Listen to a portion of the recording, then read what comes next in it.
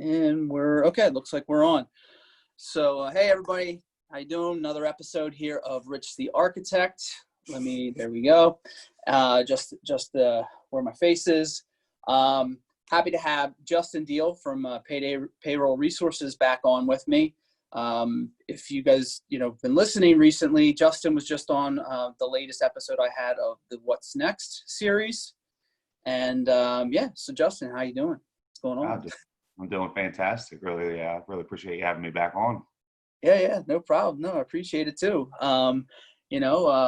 Just kind of, I mean, you want to just start if there anything you want to say in terms of just kind of the formalities of payday, if you want to just talk absolutely. A moment about that there.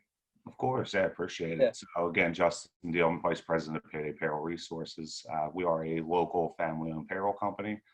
So I'm just looking to help businesses of 100 employees and under. We help streamline the payroll process.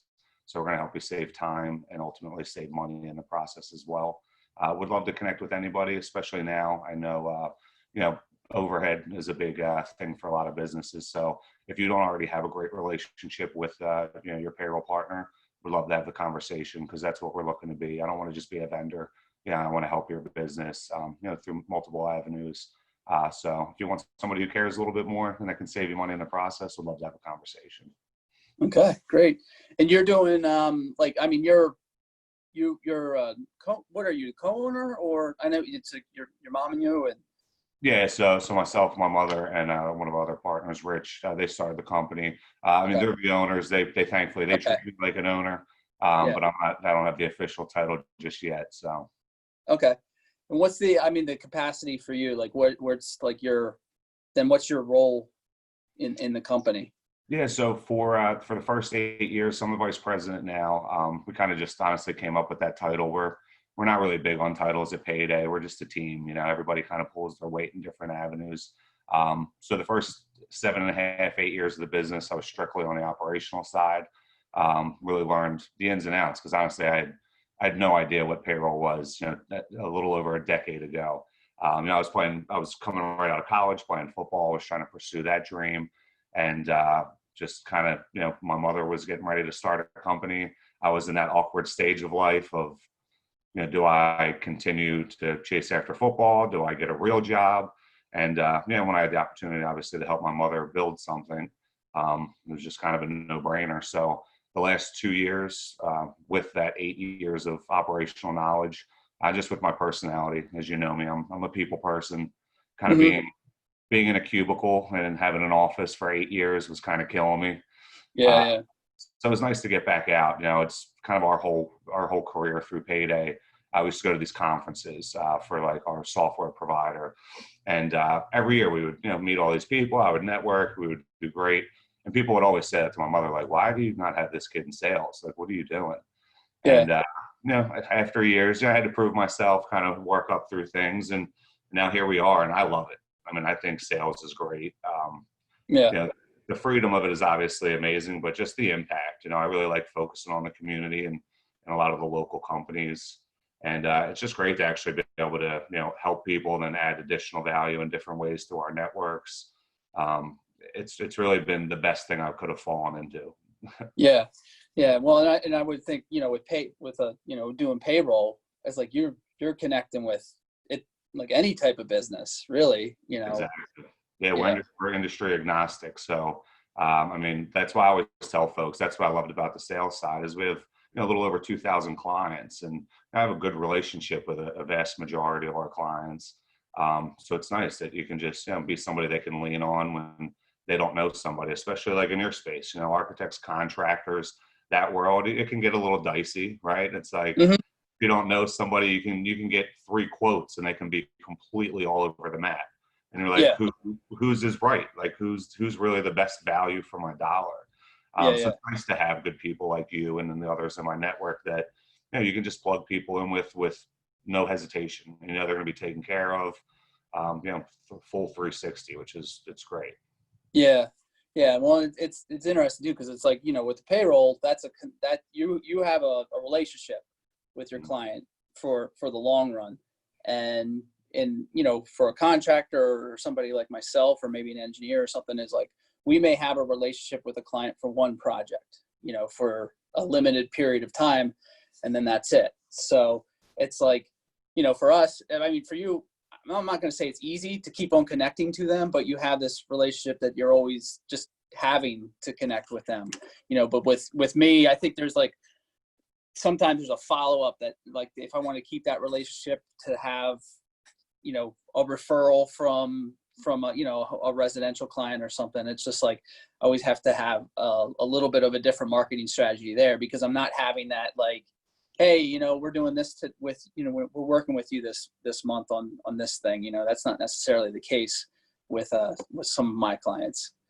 Yeah, it makes sense. It's like you know, payroll constantly has updates, right? So we have to constantly be educating our clients, reaching out, emails, conversations, especially now, you know, everything with the CARES Act. You know, stuff's confusing. You know, honestly, it's, you know, for the average business owner, you know, people are great at what they do. But then you throw all this legal language at them that tells them they can't, super gray here, it's like, you know, how do you decipher? So that's why I really say it's like, I love being people's partner, not just a vendor, because people do. It's, you know, it's unfortunate sometimes it takes events like this for you to really appreciate some folks that, you know, sometimes, not that we were taken for granted, nothing like that, but, you know, like you said, it's like, we're the payroll company, you know, it's there's a lot of competition out there, but when you do those little things and go above and beyond and you see how it impacts the business, it's just a great feeling. Yeah. Yeah. Well, it's like, I could think of, like, my wife just got something, you know, one of these colored envelopes from the state of New Jersey. You know, I forget whether it was an unemployment thing or something. And she's like, does this mean, because I know two of her teachers, I think, were looking to do, like, claim unemployment, even though it was essentially a part-time job. You know, they teach 2 or 3 classes a week. And she's like, is this what this is? And I'm like looking at it, because I had a guy working for me who claimed unemployment. I've gotten those envelopes, but Sure. I was like, I don't even know what this is, to be quite honest. You know, I was like, I think it's a payroll thing, but yeah, it's confusing to know what some of the stuff is. You know, heck, I just got a thing from the IRS that said I had some corporate tax thing from 2015. It said 2015 in the letter, and that there was interest on it that was never paid. But then you look at it and it says 15, 16, 17. I'm just like, wait, what is it? Something that happened in 15? Because I'm like, I filed my taxes. Like, I'm just like, I don't know. That's You know? the notice is always, it's like whether the notice means something or not. Now, as a business owner, when you don't know, it's like you just assume it's bad, so you freak out. And it is. Yeah, that's why it is important. You know, it's the tax side, honestly. That's what keeps payroll companies going. You know, anybody can figure out a gross to net, but, you know, just constantly making tax payments, keeping up with, you know, the tax law changes, keeping up with notices. It's a lot. You know, Yeah, and it's like, you know, as a business owner myself, and, you know, even though I'm primarily just a solo practitioner, it's like, still, it's just like, that side of the business is still like a headache. Like, I learned a long time ago to actually run payroll, even though it's just me, because tax time became a very stressful time when I wasn't doing that. I was like, $5,000, you know, like, I don't have it, you know, to pay that, and then that all adds up. But then, now that I've been running payroll and doing it consistently, and probably if I was with Payday, I'd be even better situation, maybe. I don't know. But, you know, come tax time, it's not stressful anymore, you know. And it's like, usually I'm getting like a refund, and I'm like, oh, this is great. Yeah, to actually have an idea, you're right. There's nothing worse than getting hit with that big lump sum at the end of the year, and you're like, oh, yeah. I have like 60 days now to come up with this. Fantastic. Yeah. So it's yeah, no, it's, you know, I actually very much appreciate it, you know, a business like yourself, you know, as a business owner, because it's like, you find yourself year after year, as you're growing more and more, that services like that, you're like, I shouldn't be doing this. It's like, I can be spending my time on better things. Absolutely. And that's kind of what I always joke. That's why we really go towards that small to medium-sized business market, because we all know, as small business owners, you're wearing 35 hats at any given time. So if I can take 1 or 2 of those off your head, everybody's happy, and it's going to make your life a little bit easier. So The larger companies, a lot of times they have so many systems in place. They have the departments. So it's just not this, a right fit for us for what we're looking to do. Yeah, yeah. And I find it too, like I've learned that, services like yourself and some other ones where it's just like, oh, well, that's an extra cost, right?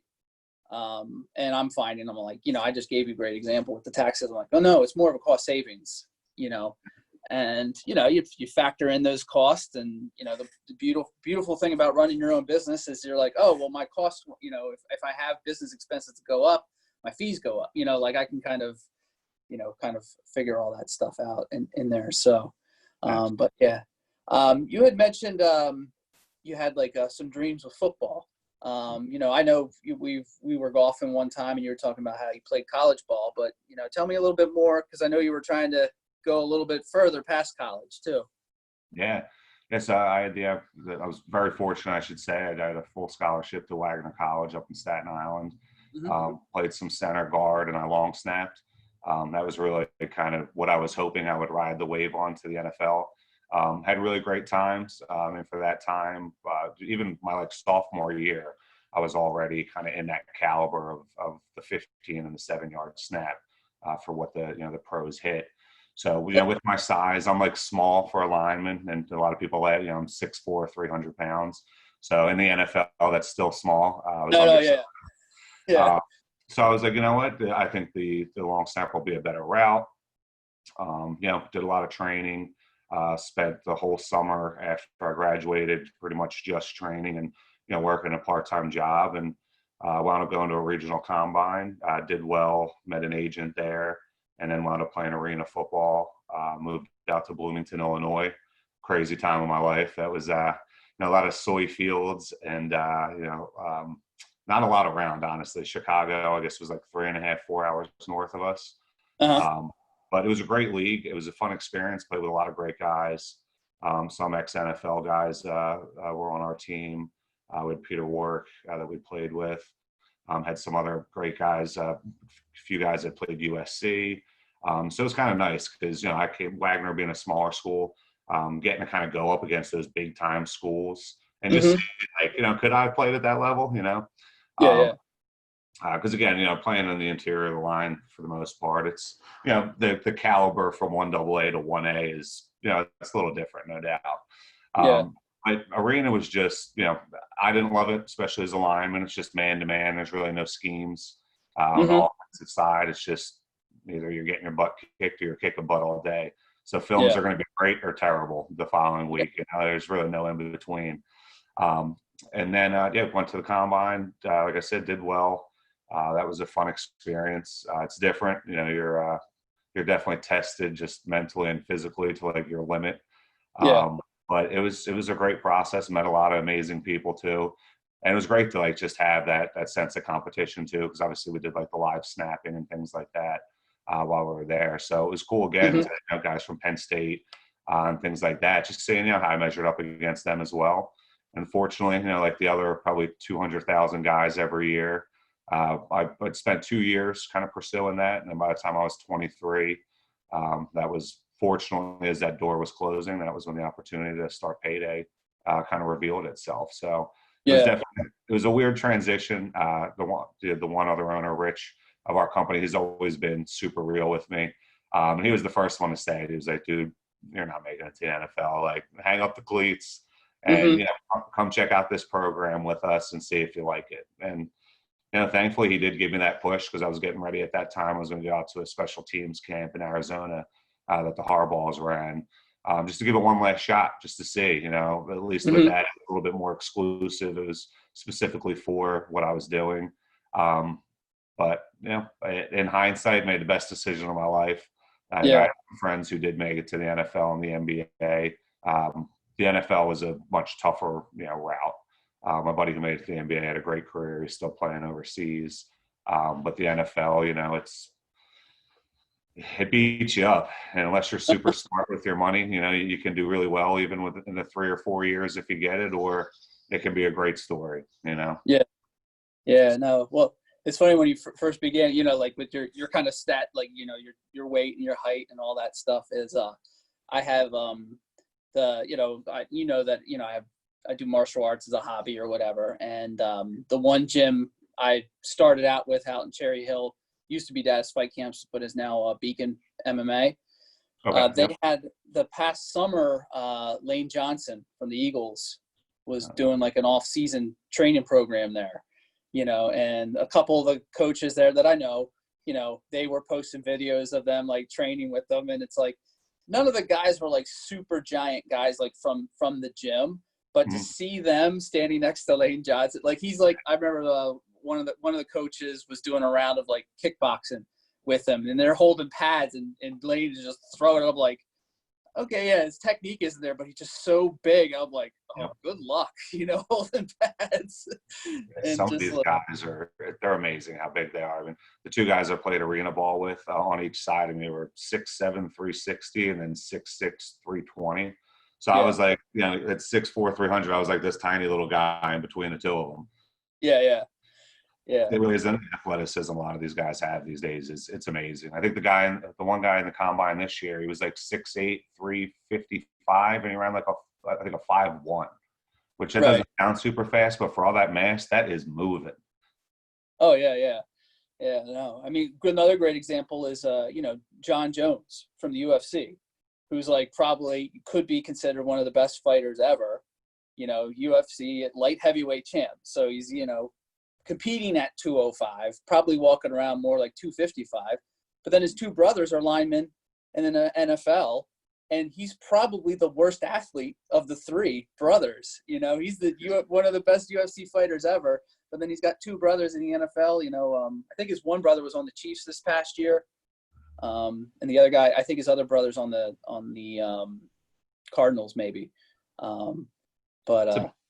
You see families like that, like even like the Gronkowski boys, the Mannings, like any of them. I mean, the Mannings aren't the most athletic, but they're still elite quarterbacks.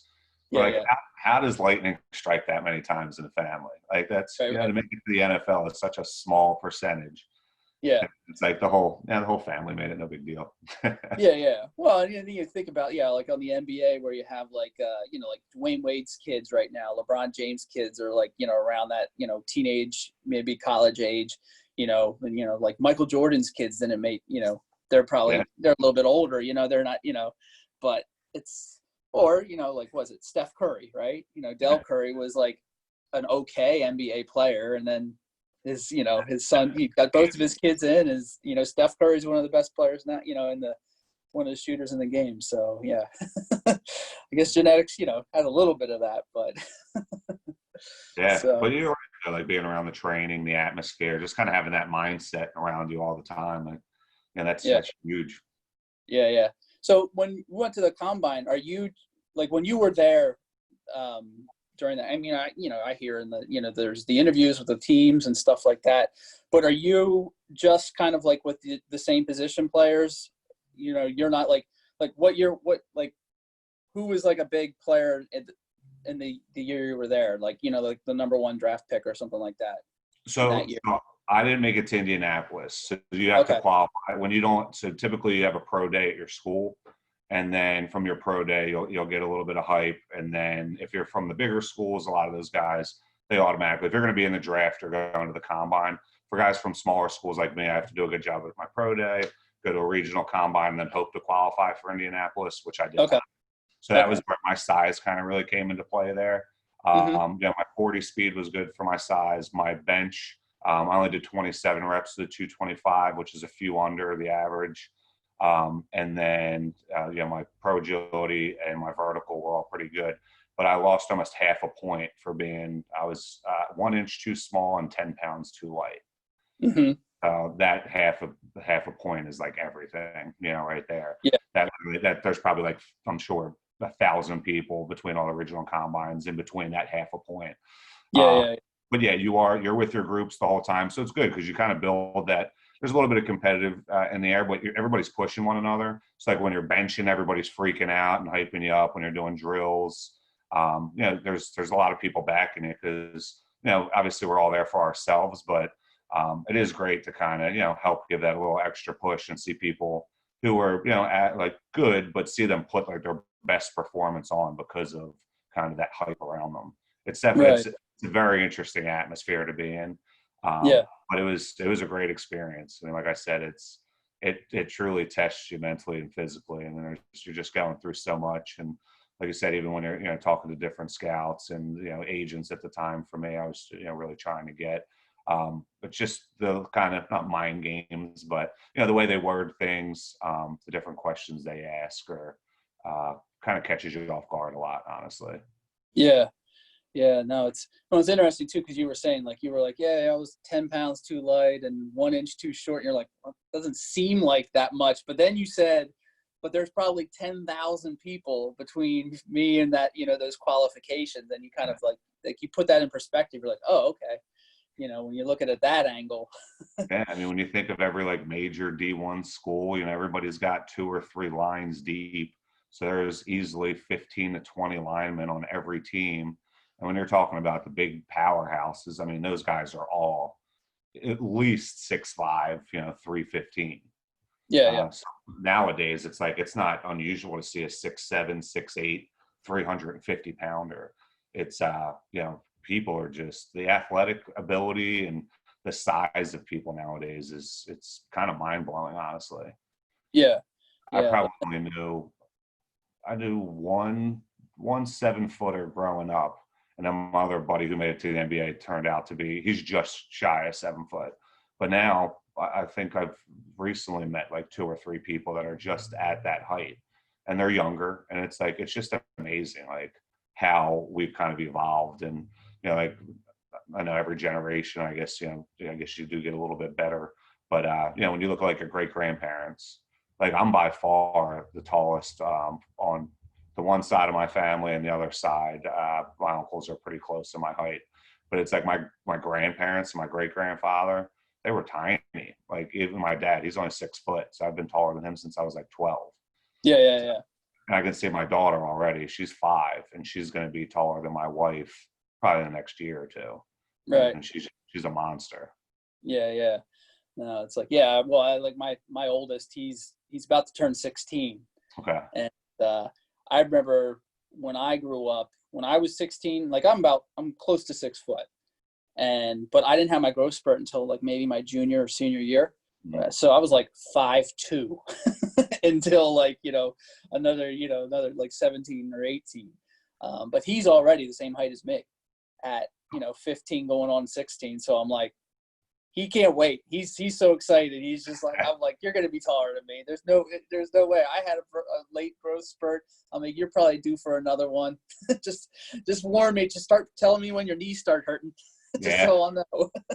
Exactly right. Yeah. It's such an interesting point of life when you're like bigger than your dad, because you're getting to that age too. You're like, can you challenge your dad? Like, where does it go? Yeah. Just got to have the quick wrestling match with him, throw him on his back once or twice, and that'll. Yeah. No, it's funny, because he's been doing martial art. Him and I started doing martial art. Like I took him to an MMA school when he was 5. Excuse me. And he, and I started about 2 weeks later. And it's like, as he's been growing up and getting better, it's like, I remember there was a point where I'm like, yeah, I'm just wrestling with a kid. I'm just messing with him. I'm putting him in positions, just trying to challenge him. And I could just sit there and, hold on. Oh, sorry. I better turn this thing off. Hold on. I have whoop. Turn that down. The phone, office phone started ringing. Oh, there it is. There we go. Okay. But I was just like playing around with him. But then there was a point when he got maybe around 12 or something. I was like, I remember he was doing a grappling tournament. So we took some, we have some like gymnastics mats here at the studio. I took him to the basement at home. I was like, let's get you going. And like, I'm rolling with him, and I realized I'm like, oh, I got to roll with him for real now. I'm like, I can't play with this kid anymore. Even at 13, I'm like, he's throwing a couple things at me. I'm like, wait, hold up. Okay. He's the 25-year-old kid, that I'm wrestling with in the gym now. Yeah. And he's, every once in a while I do grab him now. I'm just testing him. I'm just seeing where he's at, and I'm like, okay, I'm not going to admit that he's there yet. Let's just say that. And I'm not telling him, that's for sure. And I'm sure as a dad, it pushes you a little bit more too. That keeps you on edge. You're like, all right, I got to stay sharp. Yeah. So, and yeah, well, it's funny because when he's turned 16, he's eligible for his jiu-jitsu blue belt, which there's a whole ceremony about that. He basically is treated like an adult. You get your ass kicked for a good half hour after you get your belt. So Wow. I'm like, oh, we got to get you prepped because you've been doing it so long. It's just like whenever the coach, it's like you don't have to put any more time in. The coach will say if you're ready or not, so you better be ready, So he's like, well, he's like, well, maybe I won't come back anymore. I'm like, come on. You gotta keep doing it, You watch me do it, so. Yeah, that's definitely such a cool martial arts is, just the discipline, like everything behind it is. I interviewed Mark Moore recently. It was just great, like his mindset and kind of what he pushes out to his dojo is, it's just really cool. Just to kind of have that, I guess really the focus, like that's, I feel like what really goes into martial arts and, breaking down and really having great overall technique. I mean, that goes with most sports, right? The techniques are the fundamentals of it. But kind of like you said, like I grew up with wrestlers and I was, usually stronger and I was bigger than them, but I could never do anything. Like I didn't have any technique. So I'd pick them up, throw them down. And next thing you know, I was on my back and I was like, all right, now what? Now I'm getting choked out and I'm pretty sure I'm gonna die. Yeah. No, it's interesting at the gym because you have somebody come in new and they're like, oh, I've been wrestling for 15 years or whatever, So you're like, okay, and jiu-jitsu is very different because it's like, okay, I know going in, if I have a very experienced wrestler, I'm like, you're probably going to take me down. I don't have the skill level that they do in that regard. But if I'm on my back, I know how to attack them, So it's like, it's just like you can kind of, you use their strengths and make it their weakness in a way. So I know my wrestler buddies, they said the biggest adjustment, I guess, like you said, in jiu-jitsu and stuff, you'd like to be on your back. Where in wrestling, they typically don't. They used to be being on their belly. And that's like one thing you don't want to do. Like that's the easiest way to open yourself up to choke outs and different things, I guess, in jiu-jitsu and things. Yeah. So, and I have probably longer limbs. So there's like a triangle choke is like one of my favorite things to try to set people up with. And like having the longer legs and all that is like very good, but it's like they would, that pressure that they would bring goes to my advantage sometimes, I mean, it's circumstantial in terms of positioning and stuff like that, but yeah. But yeah, it's a real good, real good thing to have. What the heck was I going to ask you? I was going to ask you I don't know what to ask you, but one thing I wanted to relate to you, which I found kind of interesting with your experience with the, with the football is like I growing up played music. And one of the things that I had coming out of college was, and this, like I messed around with beatboxing, and got pretty good at it, doing like vocal scratches, stuff like that. And I knew a buddy of mine was, he kind of grew up with, if you know G Love and Special Sauce. I don't know if you know the band, but yeah, he still like tours to this day. But he's from Philly, and like he played at Woodstock back in like in the 90s when I was in college. Like he was coming out like in 93. Like when I started college in 93, it was a really great year. Wu-Tang just came out. The Roots were just kind of coming out, and G Love was also coming out around the same time. So I always say, like, when I graduated in 93 from high school, it was like one of the best years in music, because like you look at all the bands that were coming out at that time, you're like, geez, it's incredible. But he was he knew him, and he had a label and had like some local bands from Philly.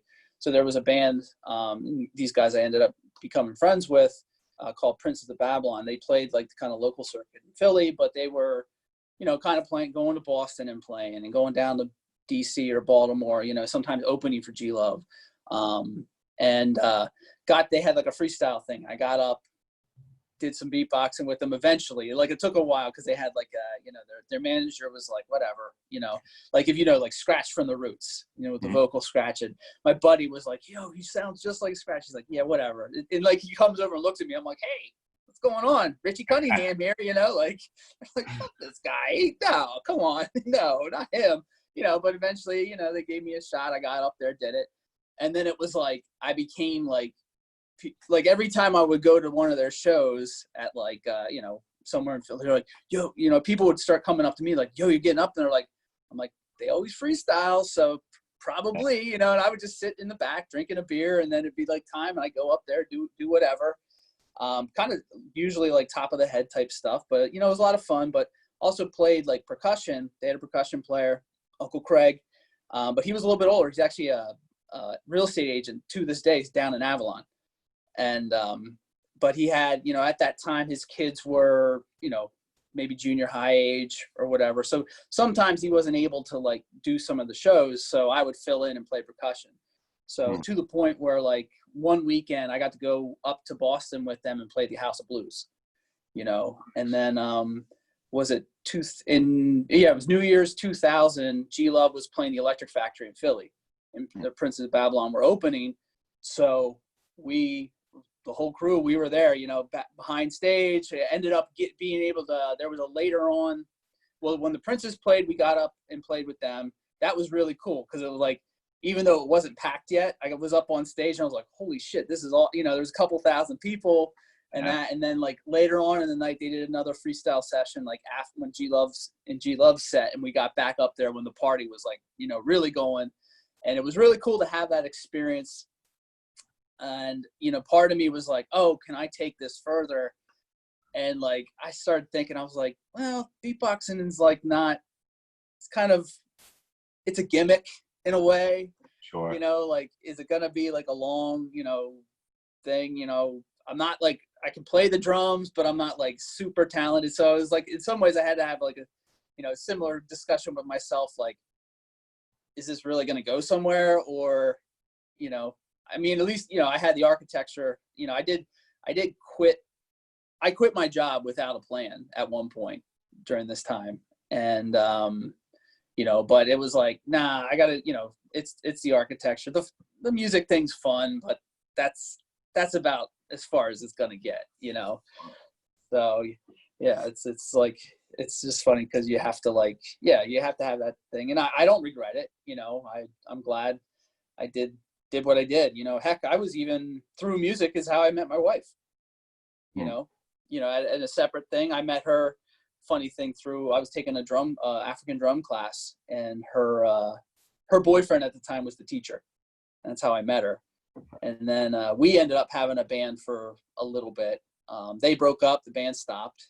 And then maybe a month or two later, we started dating. And, so I have music to thank for getting my wife, I guess in a way. And, and then obviously the architecture, it's the thing that I enjoy doing more of the day to day and all that. So, but it's funny how you have to have that like moment in time where you're like, you have your dreams as a kid, but then you have to kind of face the reality sometimes. So. Yeah, unfortunately, they don't always come to fruition. You should always have that backup plan, though, right? Yeah. So yeah, if it came down where like nobody needs architecture anymore, I can jump back into it, I guess. There you go. Cypher's going back. We probably need that, honestly, with the way hip hop's been going. Oh yeah. I would have to say like, because I try to look into okay, who are some of the newer artists and all that. And I'm just kind of like, I guess I'm becoming the old man, because I'm just like, there's a few producers out there like that I enjoy, but I'll say, it's funny, even like Little Dicky, right?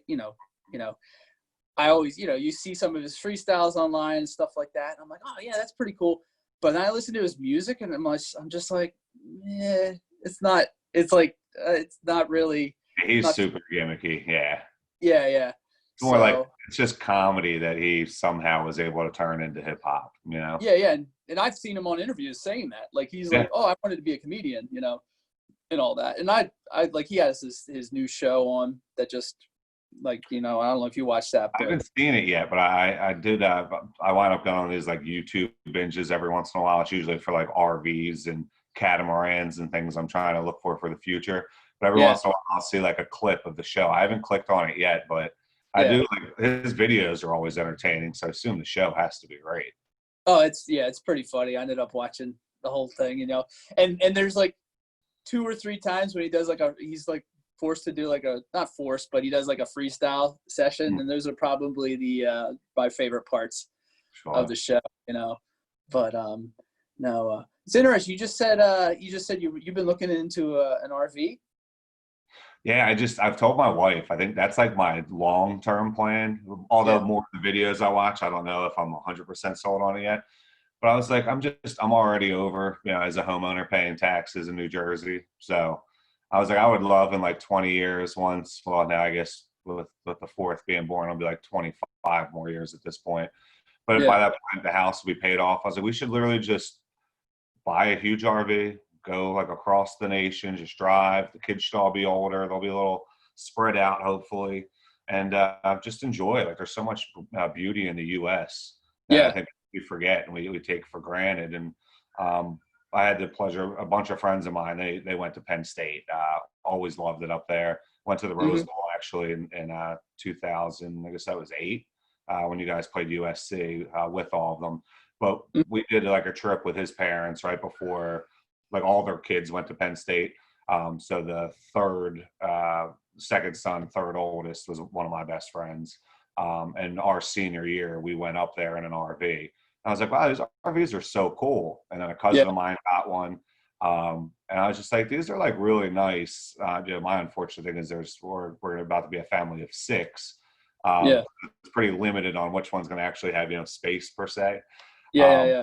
But I find them so fascinating, like the overall cost, just, kind of still having a lot of the luxuries at home, just in a very condensed area, and just that beauty of like being able to pick up and go. Because I would assume as we keep building Payday, and hopefully there'll be other business ventures off of this, but you can sell from anywhere, especially now. I feel like that's what this pandemic has taught us, that remotely, you can be just as efficient, if not even more so, than when the world was what it was. So it's like, why not have a little office part? And it's like, how cool to be wrap it in Payday, then it's a business write-off, and then you pull up to a business and out from this whatever 50-foot RV, this guy in a suit ready to talk to you about your payroll processes. Yeah. How cool is that be? Just being No, a professional salesman. Yeah, because it's like, well, you were just mentioned, right now we're recording this. It's still this coronavirus pandemic, but my kids' summer camp just got canceled. So, and it's up in New Hampshire. So we have my son's is a 2-week camp, my daughter's is a week-long camp. But every time we go take them up there, we typically get like a Airbnb. Like last year when I took my son up. I found this like really cool, like little cabin in the woods spot, like along a creek. And it's like kind of like right where New Hampshire, the borders of New Hampshire, Vermont, and Massachusetts are. And so I think we were actually in Vermont was where the cabin was, so, but we go take, the 6-hour drive or whatever it is, spend the weekend and all that. So, and then we do for my daughter's camp, we had like a house on a lake up in, I think it was in Massachusetts for that one, but we all went up for that one. With my son, with the 2 weeks, it's like usually I'll take him up, and then 2 weeks later, my wife will go pick him up, and all that stuff. So that's kind of like how our summer usually is, and then we end it with a week down in like Ocean City. Got a beach house down there. But now that that's canceled, we're just like, well, now what do we do? So one of the things we were talking about was like, well, I was like, what if we get an RV, like rent an RV, and not necessarily drive around the country, but still like go somewhere. There's so many great campsites. Yeah. I was like, let's go somewhere we haven't gone before. So it's like Midwest, haven't even touched, never, like, besides like flying into Chicago's airport, right, for a connecting flight, nothing out that way for them. I will say, as a kid, when I was 5, little interesting fact about me, I went to Notre Dame. My mom was a majorette instructor, so I competed in the national majorette competition in Notre Dame, and I was the male 5 and under national champion in baton twirling. when I was 5 years old. That is awesome. Yeah, and then my sister and I, we were the duet 5 and under national champions. So we, it was very stiff competition. It was just me and against me, you know. And I literally took a baton, I think I rolled it down to the end of my hands, threw it up in the air, and caught it, and rolled it back up and did it again, or something like that. And that was about it. And I got a trophy. I was the male national champion in baton twirling. So, but the funny thing was, I do kind of vaguely remember going to Notre Dame. We slept in one of the dorms, and I remember that too because I was in a top bunk. I was loving that I was in a top bunk, but I fell out of it when I was sleeping. So got a little hurt. But the day after I won the male national baton twirling championship, my dad took me to the football stadium to see Football Jesus. And he organized a tour. I don't know how he did it, but we got to walk on the football field and everything. Oh, wow. So my dad was like, let's go to the football stadium. We're not doing the baton twirl. Let me show you what football's all about. That's awesome. So I guess I've been there. But again, it's like I was 5. So nowhere else. Like with the RV, that's it. My 5-year plan is to get like one of the tow ones. That's what I thought. I was like, for the kids, like I'm hoping my girls will all be as into sports as I was, and I put a lot of travel, AAU, things like that. And I know for my parents, like hotel rooms, the travel, like that stuff adds up. So at least we own this, so we could just pull up to wherever it was, park it, kind of do what we have to do, and then go. And even like for tailgating, for events, I was like, me and my father, my brother, we usually try to do like a guy trip at least every other year. We just did the NFL Hall of Fame and the Rock and Roll Hall of Fame like 2 years ago. Mm-hmm. But it'd be nice to even have it for that, right? And just pull up the places, go to different sporting events. There's just so much usage for them. So I was like, why would we not have one of these? They're very intriguing. But my only hold up on it is I'm not handy like at all. And I feel like you have to like. When you watch the videos, the people know like exactly what their engine is. They know like the full script of everything that is inside those walls. And I'm just not one of those people. Would I be an efficient owner, or would I be the guy who like uses it once or twice because it's such a hassle? Yeah. Because I'm not really a car guy myself, and like I feel like I change my oil, but that's about as far as it is. Like I had. One time it was funny. Last year I was going to show my oldest, how to change the oil, because I'm like, well, you're almost 16, you'll be driving here soon. You should probably know how to change your oil. I'm like, and that's one of the things I know how to do. So I show it. I ended up mistakenly emptying the transmission fluid out of my truck. So because the containers under the truck are right next to each other. So I'm showing him, like, okay, well, you take this bolt off. And I'm like, it's going to drain in here. I'm like, I showed him what like fresh oil looks like. Yeah. And then I'm like, well, it's going to come out black because it's dirty. Okay. And I'm like, just watch it. Make sure it's not going to overflow, but just watch it. Make sure nothing happens. Like if the wind blows when the pan is, maybe it'll, or something like that. But I was like, you watch it. I'm going to go get the rest of the tools. And so I go into the garage and I come back out and he goes, Dad, I thought you said it was going to be black. And I'm like, yeah, it should be black. He's like, well, this is purple. And I'm like, purple? Yeah. So I'm like, what's purple? Like I go on to Google, right? Yeah, I go on my phone and I look up and I'm like, what's purple fluid in a car? And it's like transmission fluid. I'm like, fuck. So I had to call our pal John Lorenzo, whose dad works over at Toyota, because I have a Toyota Tacoma. And I'm like, hey, you ever deal with transmission fluid and all this stuff? And he's like, yeah, I think he sent me a link of how to do it. And I thought I was like, oh, well, I got to go buy transmission fluid, open up the hood, and empty it. Nope. Transmission fluid, you got to get a pump. And there's like a thing under it where you have to pump it in and all this stuff. So I ended up like 3 or 4 trips to the car place because and then I just get transmission fluid and come back, right? Or no, well, the first trip was getting the oil stuff. Like I took my son, I'm like, okay, this is where you get the oil, all this stuff. Second one, transmission fluid. Third one, got to get a pump. So I'm like, hey, I need a pump for, I got to pump it in transmission fluid. they're like, okay, so go over here. I go get the pump. It doesn't fit on the container. They gave me the wrong size. So I had to go back a fourth time, get the right one so I could pump it in, like all this different stuff. So I'm like, yeah, on the car side, so yeah, with the RV, I'm like, now I'm like, maybe I'll rent one, for like a trip. Yeah, try it Rent out one. first. Sure. Yeah. But for a long term, like, driving around all the time, I don't know. Yeah, I've learned that too many times of trying to fix things. I always make it worse. Unless there's another adult who knows what they're doing around, I can't do it. I need supervision. Yeah. Everything I've ever tried, it becomes more expensive. It just Yeah. And like, one of the funny things was like growing up, like my dad, he was not like, I remember like as I was growing up, I was like, oh, Dad, you know how to do stuff with this car? He's like, car? He's like, I take it to the dealership. That's how I deal with it. And I was like, oh, okay, thanks. So when my father-in-law, when he passed back in '08, but he was a aeronautical engineer, and he was the type, like, they had a Volkswagen Bug growing up, and my mom, I said that earlier today too. My wife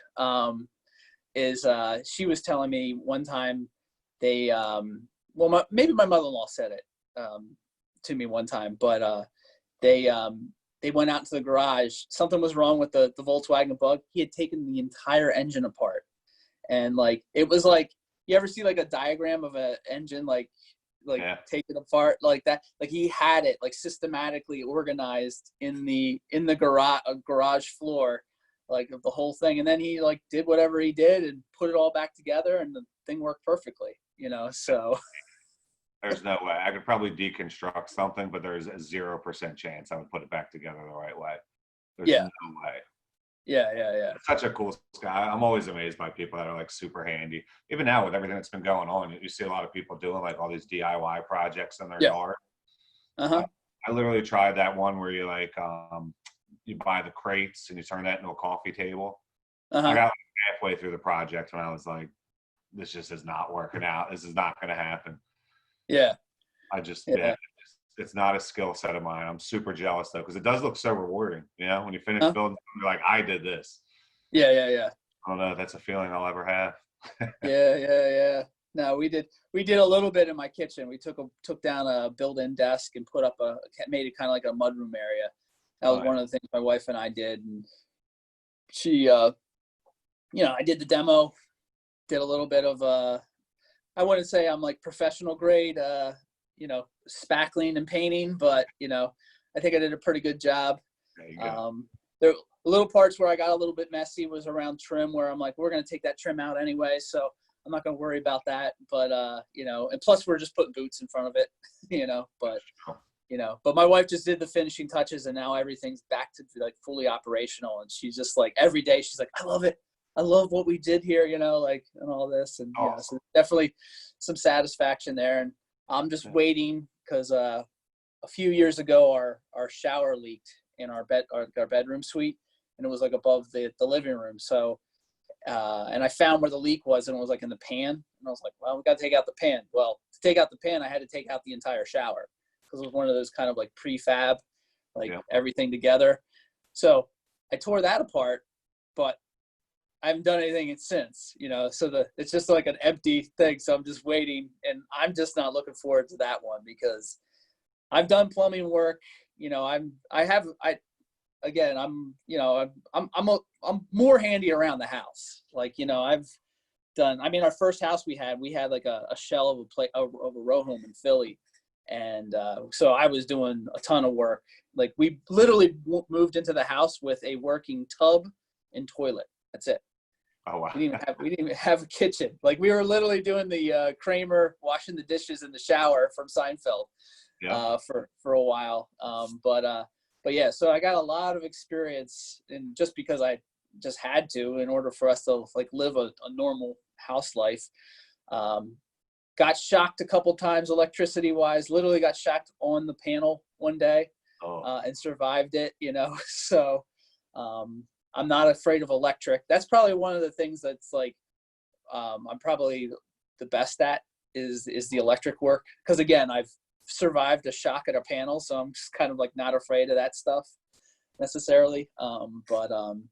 but yeah, but still there's limitations. So especially when it comes to plumbing, I'm kind of like, this could leak again. And yeah, it's, like we were talking earlier about, payday, doing the payroll stuff. I'm like, no, this is better just to pay somebody to do this part of it.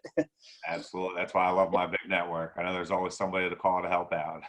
Yeah. Cause it's like, yeah, it definitely, would be helpful. Yeah. And time wise is always a thing too, cause it's like, if you have only time to do something on the weekends, it's going to take 4 weeks or more to do, where, yeah, a contractor comes in and gets everything done in 2-3 days, and it's done right. And then, then you have that, the happy wife, happy life type of thing. That's what we're getting ready. We're going to finish our basement soon. And that's why I was like kind of juggling with my wife. I was like, my father, when he finished his basement, his brothers came over because they're both very handy.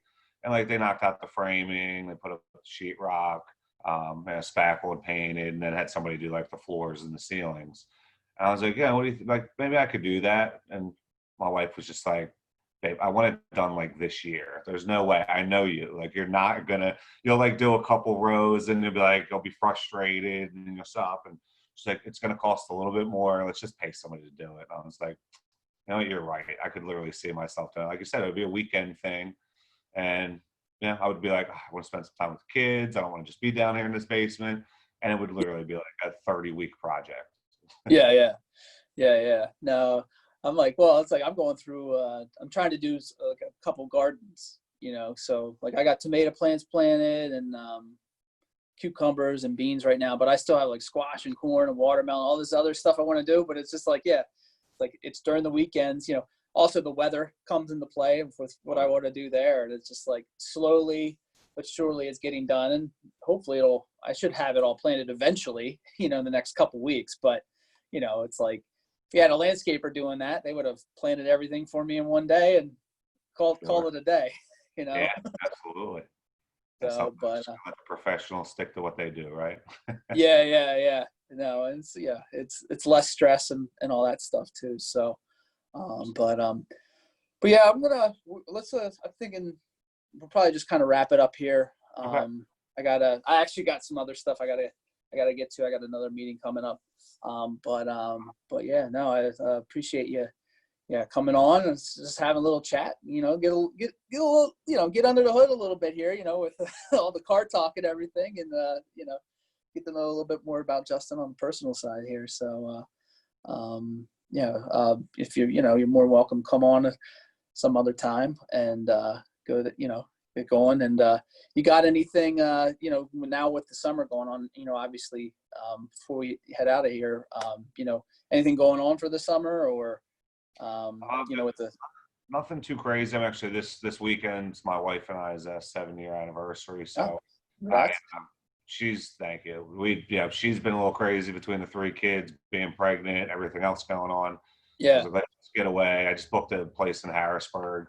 I was looking at the Poconos at first, but people were still wanted $500-$600 a night for a place in the Poconos. So I was like, Harrisburg, we've never been to. I hear it's a beautiful city on the river. So we just wanted to get out and walk, honestly. That was kind of our biggest thing, and not have to think about the kids for a day or two. So we're going to do that. And outside of that, just trying to spend as much family time as I can, because once things open back up, I know we're going to get right back to the pure craziness of 80-hour work weeks. So I'm enjoying working, the 40-50 from home and being more efficient for as long as I can. Yeah. So we had a different conversation before this, but I'm from Harrisburg. So where are you? We're like 3 blocks from the Capitol building. Yeah.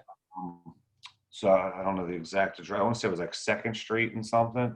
Yeah, 2nd Street, like where all the restaurants and bars and stuff are. Yeah, so it sounded like it was in a pretty happening area. So I figured, any recommendations on the food scene side? I'm trying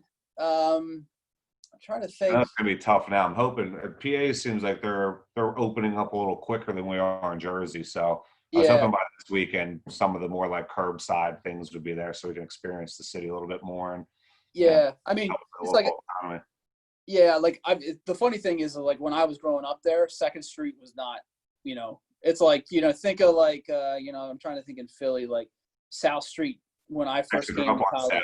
I was gonna Yeah, say, yeah, totally different from what it was back in the yeah, day. yeah. Because I remember, when was it? So I went back for, I guess it was was it 2013? So that would have been wow, that was my 20-year high school reunion, I guess. Um, and it was on Second Street at like some Irish place.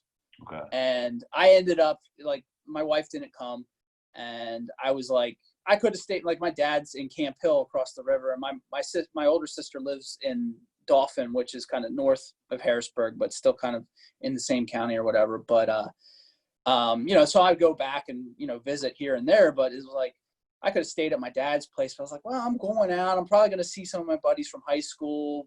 Who knows? It's gonna be late. So there was like a Marriott or hotel that's like right there on Second Street that's been there forever. So I got a room there and just kind of like walk back. But I remember walking back being like, well, like this. Even like I remember back in college, I spent a summer right around there. There was an architecture firm that I did a summer internship, and I ended up like living with my grandfather for the summer. It was like two bachelors. It was the family joke, because my grandmother was in a nursing home at that point. But there was a couple little bars there that we would go to, but still it was like that the one or two places my buddies and I would go to. But then we would go across the river to Camp Hill, where there was like the bigger kind of party or bar type places. But now it's like, yeah, I'm walking, there's like boom, boom, boom, there's all kinds of places right there. So There's a lot of bridges to Harrisburg too, right? Bridges. I guess like across the Susquehanna. Yeah. So there's City Island. So there's the Senators play baseball. So there's the baseball stadium over there. I think I don't know if there's a park, there's not like an amusement park or anything like that, but like kind of like a waterfront park, maybe playgrounds and stuff. Okay. So there's some activities there. There's a ferry boat that's on the Susquehanna River that you can ride. If you're into hiking, if you go up, actually right by my sister's house is the Appalachian Trail. Okay. So you could hike. We're hoping to do mainly. Yeah. It looks like it's, of course, I think Friday, Saturday it's supposed to rain, and Sunday looks beautiful. So. Yeah. And then there's Hershey Park and stuff like that too. Like if that's, we want to go to amusement park and Chocolate World and all that stuff. That's always a guarantee, a place to go. And you could visit 3 Mile Island too, but the 3 Mile Island, the nuclear. No, I'm making a joke, but yeah. No, that's the nuclear power plant that had a meltdown. Okay. Back, I think it was like 79. I was like 4 or 5 when that happened. There's always the running joke because, well, that's one of the life experiences that I could, like, this current pandemic.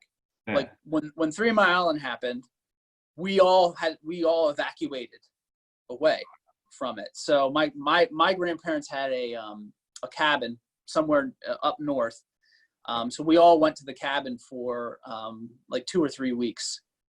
And then once everything kind of calmed down and it was deemed safe, we came back. But there was always a running joke growing up because the high school that was closest to 3 Mile Island, Middletown High School, was always good at sports. Didn't matter what sport it was, they were always good. So it was always a joke that they were the mutant kids that, like had some extra special skills because they were exposed to some radiation at a young age. But yeah, you'll see it. I mean, it was, because there was like Chernobyl that everybody hears about, but this was like the American equivalent to Chernobyl in a way. Okay.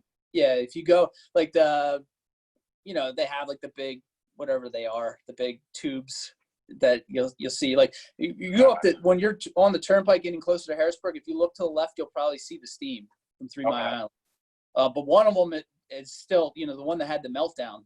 It's like, they didn't demolish it. It's still there, but it's not operational. That's wild. Yeah. So, yeah, no, I don't know if they really do tours or not, but yeah, that's funny. But yeah, unfortunately, the area is known for that too. So, But yeah, definitely, it was definitely, yeah, it's when I go back, as a kid, I wanted to just get the hell out of there. I'm like, I want to go to Philly or something like that. But now when I go back, years later, it's like, yeah, driving along the Susquehanna is like really gorgeous. And I'm like, even every once in a while, I did have like a little period of time during this like whole pandemic where I had a little bit of a yearning for moving back home. Like, I was like, I was telling my wife, I was like, I kind of miss home, like just, I forget what triggered it, but, but she's like, you don't really want to do that. And I'm like, yeah, no, I do like it here. I just, I just had a day. Sure. Yeah. So no, yeah, but it's yeah, a nice area. So, have a good time. But no, if I think of anything, I'll let you know. I appreciate it. Any recommendations. So when are you going? So we leave Friday. We're just gonna get Friday to Sunday. I got you. Okay. Yeah. All right. A little escape. Yeah. You need it sometimes, especially now. It's like it's nice being home, but you're like, I gotta get out of home. So we've been home long enough. It's like, whether it rains or not, I was like, I don't care if we just Netflix and chill. Honestly, I'll just cook. We'll get some local pickup.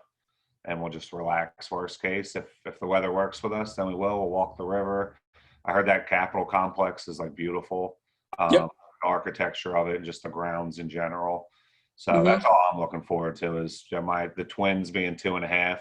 We go on a walk with them every day, and my hips hurt more because their little feet, they take like 6-inch steps. It feels like they're the slowest walkers. And, I usually like to stride it out. I'm a quick walker typically. And I'm looking forward to just walking at my own pace. Yeah.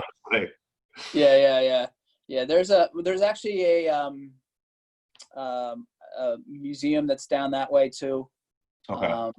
Or it's like a history museum of some sort. It's kind of right adjacent to the Capitol complex. Okay. Kind of trying to think of field trips I took as a kid growing up, And there's like Strawberry Square was shopping. I think there's a farmer's market down that way. I'll have to ask my sister. Yeah, I do remember seeing something. It was like Federal Street Market or something like that. I definitely saw. I kind of envisioned it to be like the one down in Baltimore, kind of like one of those. Yeah, because that's what that's too kind of the tricky part. I'm like, I assumed a lot of the museums won't be open, but I'm not sure.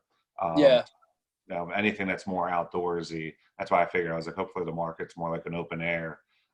So at least they'll have some of the shops.